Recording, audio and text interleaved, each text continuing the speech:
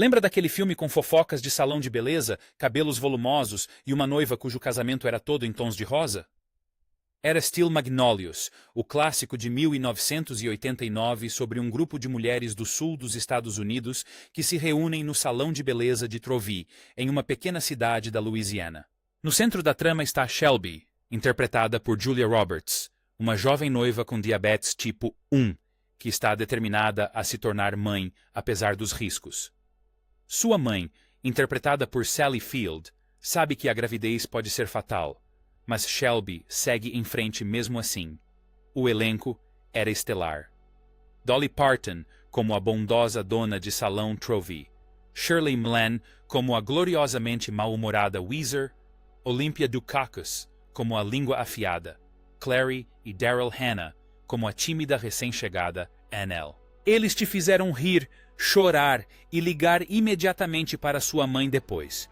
Mas a história real por trás do filme é ainda mais comovente do que o que acabou na tela, porque tudo o que você está prestes a ouvir realmente aconteceu. Hoje, vamos listar 15 fatos curiosos sobre Flores de Aço que você provavelmente não sabia. Antes de começarmos, clique no botão Gostei e inscreva-se no canal, pois isso ajuda muito. E fique por aqui para o primeiro vídeo, que envolve a verdadeira mãe da Shelby e o único momento de paz que ela teve.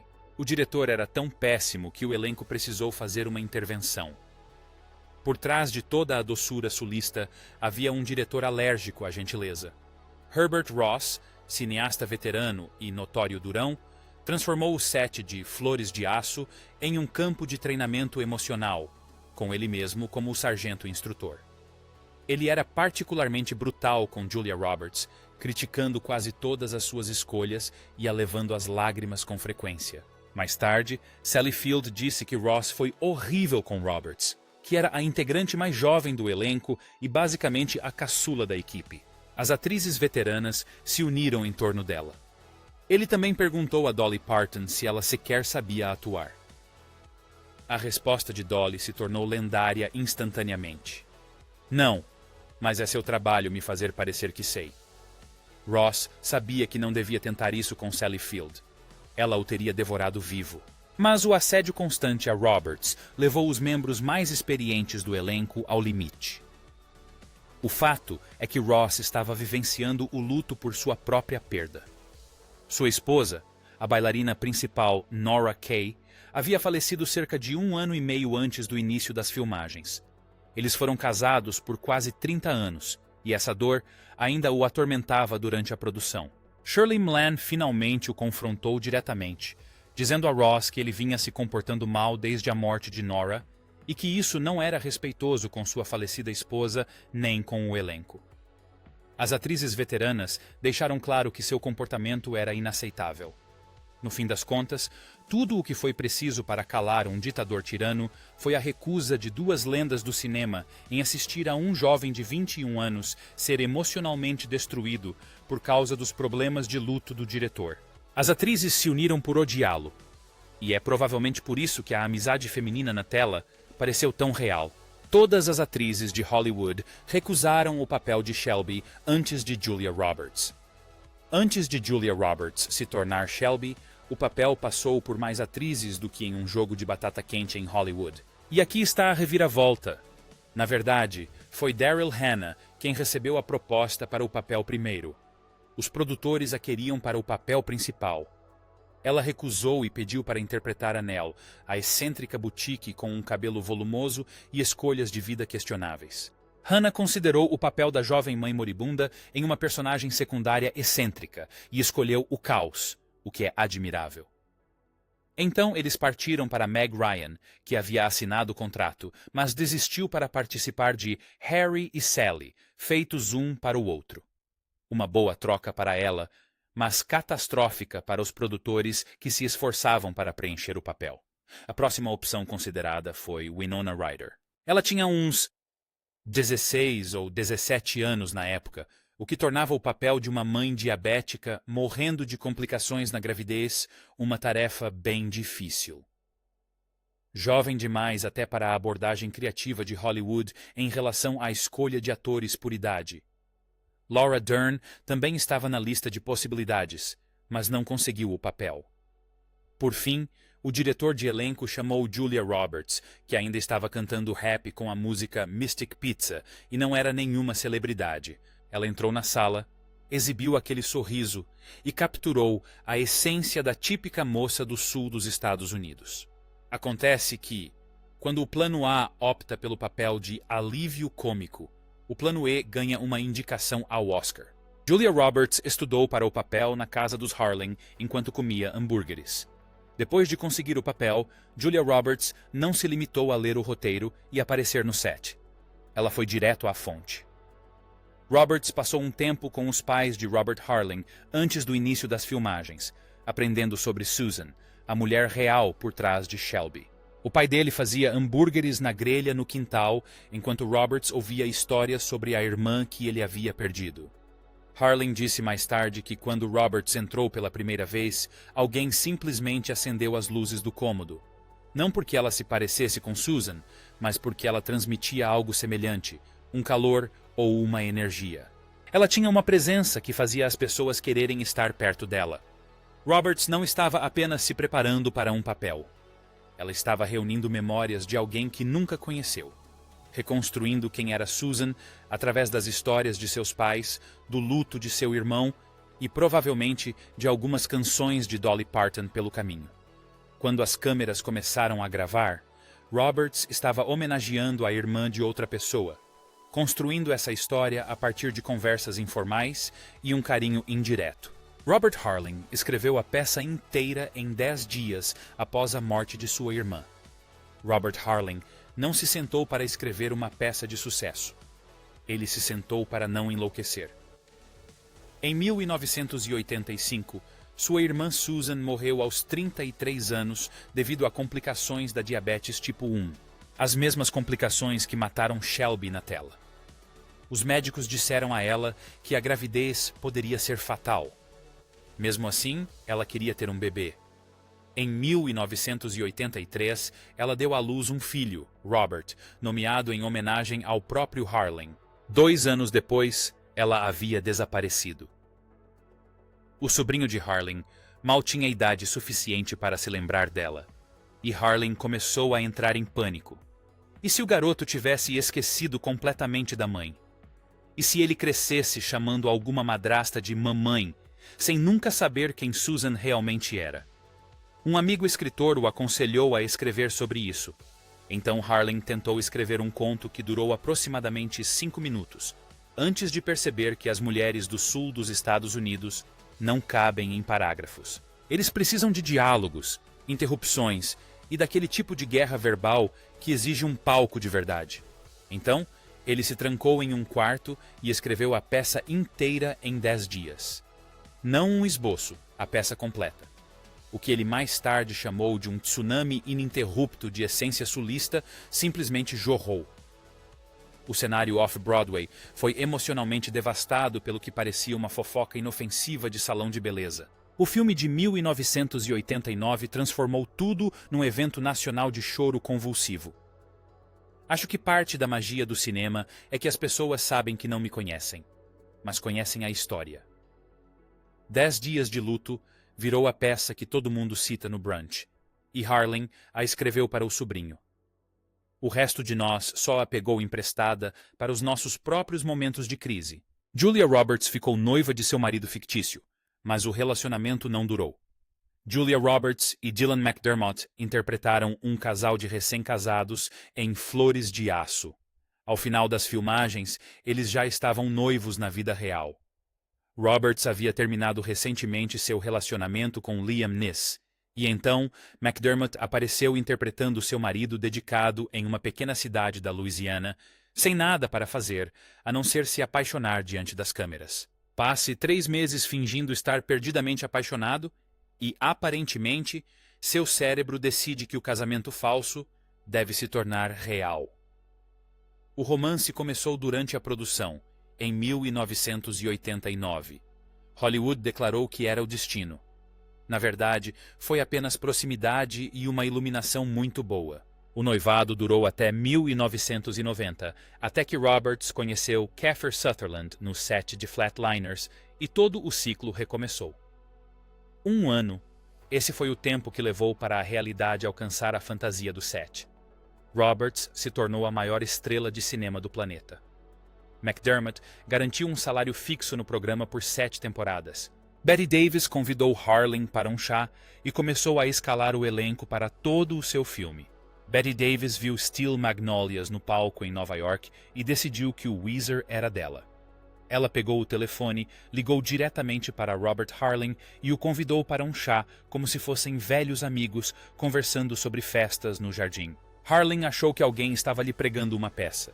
Entrou num hotel em Nova York e lá estava Bette Davis com uma xícara de chá, já falando como se o papel estivesse garantido. Então, ela começou a escalar o resto do filme para ele. Katharine Hepburn para Claire, Elizabeth Taylor para Trovey, reunindo casualmente um elenco inteiro de lendas, enquanto Harling ficava sentado, se perguntando se ele tinha alguma influência sobre o próprio filme. Ao sair, Davis o atingiu com esta ameaça disfarçada de gentileza. Você pode dar o papel de vocalista do Weezer para outra pessoa, mas você e ela ouvirão falar de Bette Davis. Os produtores recusaram, alegando que ela era muito frágil para as exigências físicas. Davis faleceu em 1989, o mesmo ano em que o filme foi lançado. A América perdeu uma lenda de Hollywood quando Bette Davis faleceu ontem à noite em Paris. Ela tinha 81 anos. A cena do colapso de Sally Field foi tão brutal que não puderam pedir uma segunda tomada. A cena do funeral levou vários dias para ser filmada, com diferentes ângulos, tomadas de cobertura e toda a configuração técnica. Mas a performance de Sally Field, o colapso no cemitério que todos lembram, foi feita em uma única tomada. Uma única tomada. Field se preparou passando horas gritando em um travesseiro para destruir sua voz. Ela queria algo cru, áspero e completamente dilacerado. Preparação metodológica encontra destruição controlada. Quando as câmeras começaram a gravar, o diretor Herbert Ross simplesmente a deixou ir. Sem interrupções, sem redirecionamentos, apenas uma atuação arrebatadora, atravessando cada estágio do luto sem que ninguém gritasse: "Corta, voltei. Eu consigo correr até o Texas, mas minha filha não consegue. Ela nunca conseguiu." Todo o arco emocional capturado em uma única performance ininterrupta. Quando Field terminou aquele tanque, ninguém se mexeu. A tripulação ficou parada, sem saber o que dizer. Dolly Parton e Daryl Hannah receberam treinamento intensivo em penteados. O diretor Herbert Ross exigiu cenas autênticas de salão de beleza, o que criou um problema imediato. Suas atrizes não tinham ideia de como realmente arrumar cabelo. A solução? Contratar cabeleireiros profissionais para treiná-las como se estivessem se preparando para o exame de cosmetologia. Treinamento prático intensivo até que pudessem cortar, desfiar, aplicar spray e fofocar simultaneamente, sem parecerem farsantes completos. Dolly Parton, uma mulher que mantém o mesmo penteado desde o governo Nixon, teve que aprender técnicas profissionais de salão para cuidar do cabelo de outras pessoas. Ela passou semanas aprimorando habilidades que nunca mais usaria depois do término das filmagens. A cena de abertura do casamento exigiu que ela cortasse o cabelo de Julia Roberts enquanto decorava suas falas e acertava o tom cômico. Um corte errado e a nova queridinha da América ficaria careca diante das câmeras. Sem pressão, né? Ross se recusou a deixar que disfarçassem com truques de câmera ou ângulos estratégicos. Se as atrizes pretendiam interpretar profissionais de salão de beleza, precisavam de fato saber o que estavam fazendo com tesouras e um spray de laquê. O treinamento funcionou. Ninguém que assiste ao filme questiona se Trovey e Enel sabem o que estão fazendo em um salão de beleza. Agora, vamos fazer uma pequena pausa, porque preciso saber se você foi um dos milhões que choraram horrores assistindo a este filme. Clique no botão Gostei e deixe sua frase favorita nos comentários. E se você está curtindo essa viagem nostálgica, inscreva-se para não perder nenhuma outra análise profunda. O filme seguinte de Robert Harling foi Casual Complaint, dirigido por Sally Field. As filmagens em uma pequena cidade da Louisiana significavam vida noturna inexistente e pouco o que fazer depois de um dia inteiro de rap. Então, o elenco fez o que qualquer grupo de pessoas famosas faria. Passaram muito tempo juntos. Reuniam-se para jogos, conversas e para criar laços até altas horas da noite, algo comum quando todos estão lidando com o mesmo diretor exigente. Shirley MacLaine disse mais tarde que elas se tornaram muito boas amigas e que ainda se apoiam mutuamente. Aquela química que todos adoravam na tela vinha desses encontros fora dos bastidores. Durante um desses encontros, Robert Harling perguntou a cada atriz que tipo de papel gostariam de interpretar em seguida. Uma conversa típica de jantar em Hollywood. Sally Field tinha uma resposta pronta. Ela queria interpretar uma mulher que usasse roupas bonitas. Depois de anos interpretando mulheres nobres e sérias com figurinos horríveis, Field queria glamour e a liberdade de ser terrível. Harling guardou isso como se estivesse anotando algo para um projeto futuro. 2 anos depois, ele escreveu Soap Dish, um filme inteiro construído em torno de Sally Field interpretando exatamente isso. Um pesadelo glamuroso em roupas de grife. Nunca subestime o que pode acontecer quando você dá permissão a uma atriz talentosa para reclamar de estereótipos de elenco. Às vezes você consegue um roteiro completamente novo a partir disso. O Pastor. Esse era Robert Harling. Robert Harling escreveu Flores de Aço como uma forma de lidar com a morte de sua irmã, Susan. Quando o livro foi adaptado para o cinema, o diretor, Herbert Ross, pediu a ele que interpretasse o pastor que oficia tanto o casamento quanto o funeral de Shelby. Assim, Harling, que não era ator, não tinha nenhum treinamento e já estava emocionalmente abalado por ter transformado a tragédia de sua família em um grande filme, passou 2 dias no set guiando sua irmã fictícia pelos rituais mais importantes de sua vida. Na cena do casamento, no início do filme, Harling declara Shelby e Jackson marido e mulher. No funeral, no final, também Harling, desta vez entregando sua alma a Deus. Mais tarde, ele narra toda a vida de casada de Shelby, da alegria à devastação, enquanto participa da história de sua irmã na vida real. Ross achava que Harling era a pessoa certa para o trabalho, apesar de ele não ser um ator profissional. Harling havia substituído um ator ausente durante a produção teatral original, então ele não era totalmente leigo em relação à interpretação do material, mas desta vez era diferente. Essa foi a versão cinematográfica, com câmeras, equipe e Julia Roberts trazendo sua irmã de volta à vida. Harling descreveu a experiência posteriormente como surreal, o que parece um eufemismo. Imagine escrever sobre a pior coisa que já lhe aconteceu, assistir outra pessoa interpretá-la e, em seguida, entrar em cena para oficializar a despedida. Foi mais uma camada de catarse em um projeto que já era um ato gigantesco de processamento do luto. Harling escreveu, produziu e se tornou parte dele, honrando Susan ao estar presente em todas as versões de sua história, até mesmo naquela que mais dói. Uma carta de amor a Nakatis. Ainda em plena floração. 35 anos depois, Robert Harling recusou-se a filmar Flores de Aço em qualquer lugar que não fosse Natchitoches, Louisiana. A cidade era o lugar da sua infância, a vida da sua irmã e a base de toda a história. Era algo inegociável. 35 anos depois, Natchitoches ainda vive nesse mundo. Fãs do mundo todo fazem peregrinações para visitar os locais reais das filmagens. O cemitério americano onde Sally Field teve seu colapso. A casa dos Lemme, onde o Weezer aterrorizou a vizinhança. A igreja católica de Santo Agostinho, onde Shelby se casou. Pessoas reservavam voos para a Louisiana, especificamente para ficar onde personagens fictícios ficaram em um filme de 1989. Para o 30º aniversário em 2019, a cidade promoveu um fim de semana temático de Halloween e entrou de cabeça no espírito de Flores de Aço. Concursos de sósias dos personagens aconteceram às margens do rio. Crianças caçavam ovos de Páscoa em Bojardin, o local exato onde filmaram a cena final do filme, e, claro, uma recepção com um bolo em formato de tatu sangrando, porque, afinal, o que mais serviriam? O mais significativo é que Natchitoches dedicou um parque inteiro a Susan Harling Robinson. Não à personagem, mas à mulher real. O Parque Memorial Susan Harling Robinson possui uma fonte, bancos e uma placa comemorativa com sua foto e biografia escrita por seu irmão, Robert.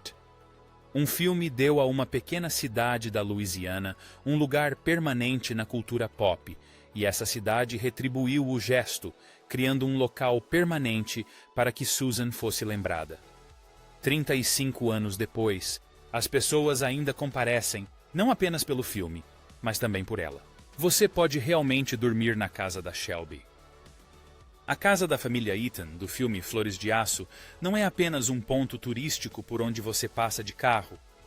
É uma pousada em pleno funcionamento, onde os fãs podem realizar seus sonhos de viver como se estivessem em uma flor do sul dos Estados Unidos. A Casa das Flores de Aço, localizada no número 320 da rua Jefferson, em Natchez, é a casa real onde foram filmadas todas aquelas cenas familiares. Construída por volta de 1841, esta casa em estilo neogrego foi o cenário onde Sally Field, Tom Skerritt e Julia Roberts deram vida à família Eaton. E agora você pode reservar um quarto lá. Durante as filmagens, a família proprietária da casa se mudou temporariamente para que a produção pudesse utilizá-la. Depois que o filme se tornou um fenômeno, alguém percebeu que tinha em mãos uma mina de ouro de nostalgia. A casa se tornou oficialmente um B&B e eles abraçaram completamente o tema. 6 suítes, cada uma com o nome de um personagem do filme. Quer ficar no quarto da Shelby? Bem, ele é decorado nos tons característicos dela, rosa claro e rosa tímido. E aqui está o ponto alto. O local foi recriado com pôsteres do filme emoldurados, fotos da produção e objetos de recordação do set. Os hóspedes podem tomar um café da manhã tradicional do sul dos Estados Unidos na sala de jantar onde o elenco filmou suas refeições e, em seguida, assistir ao filme na sala de estar onde essas cenas foram gravadas. É basicamente uma experiência imersiva completa de Flores de Aço para quem não quer apenas assistir ao filme, mas vivenciá-lo por um fim de semana.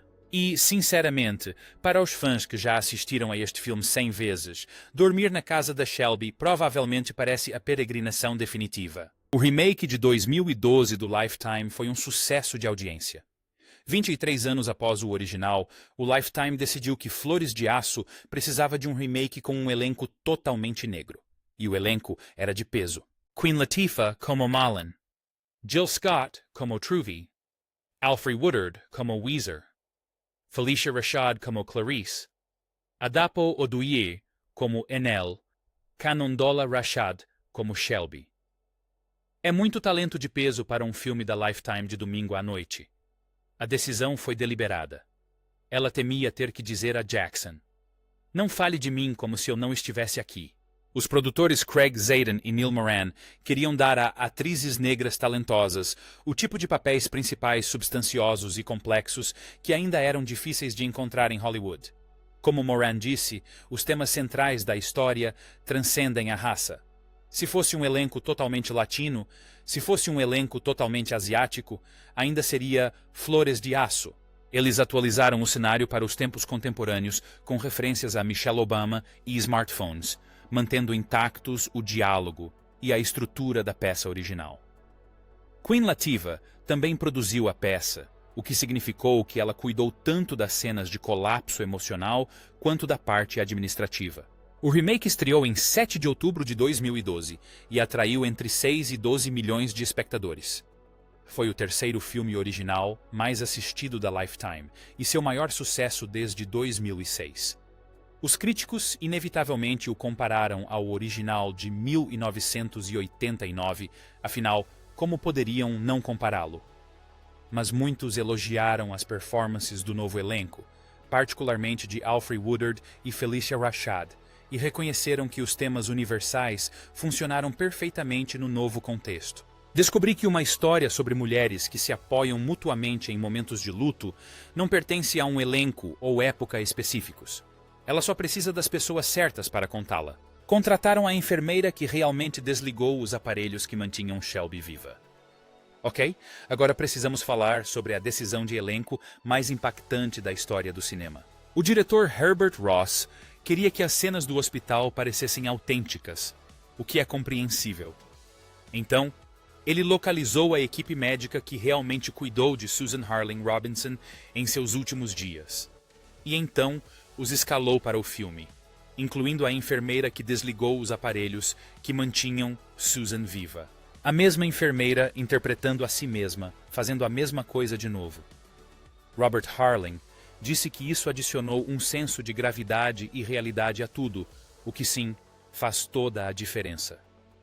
Existe o autêntico, e existe o fato de estarmos apenas recriando o trauma real. A mãe de Harling ficou atrás dos monitores durante as filmagens, assistindo à reconstituição da morte da filha. Os bipes eram reais. Os movimentos eram reais.